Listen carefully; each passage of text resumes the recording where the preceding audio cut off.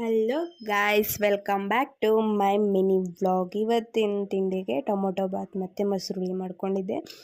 ಇನ್ನು ಅದಾದಮೇಲೆ ತಿಂಡಿ ತಿನ್ಕೊಂಡು ನಾನು ಒಂದು ಡ್ರೆಸ್ನ ಸ್ಟಿಚ್ ಮಾಡೋಣ, ಅಂಬ್ರೆಲಾ ಡ್ರೆಸ್ನ ಅಂತ ಒಂದು ಸೀರೆನ ತೊಗೊಂಡಿದ್ದೆ. ಇನ್ನು ನನ್ನ ಹತ್ರ ಒಂದು ಅಂಬ್ರೆಲಾ ಡ್ರೆಸ್ಸು ಮೀಶೋದಿಂದ ತರಿಸಿರೋದಿತ್ತು, ಅದನ್ನು ಅಳತೆ ತೊಗೊಂಡು ಕಟ್ ಮಾಡ್ತಾಯಿದ್ದೆ.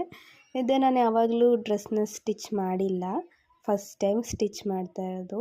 ಇದೆಲ್ಲನೂ ಕಟ್ ಮಾಡ್ಕೊಂಡು ರೆಡಿ ಮಾಡಿಕೊಂಡೆ. ಇನ್ನು ಮಧ್ಯಾಹ್ನದ ಊಟಕ್ಕೆ ಮೊಸರು ಹಾಕ್ಕೊಂಡು ಊಟ ಮಾಡಿದೆ. ಈ ಬೇಸಿಗೆಯಲ್ಲಿ ಆದಷ್ಟು ಮಧ್ಯಾಹ್ನತ್ತು ನಾನು ಸಾಂಬಾರು ಮಾಡಲ್ಲ, ಮೊಸರನ್ನೇ ತರಿಸಿ ಊಟ ಮಾಡ್ಕೊತೀವಿ.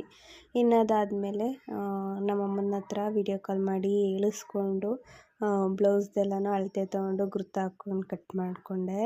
ಹೆವಿ ಕಷ್ಟ ಆಗೋಯಿತು ಅದನ್ನ ಕಟ್ ಮಾಡ್ಕೊಳ್ಳೋದು.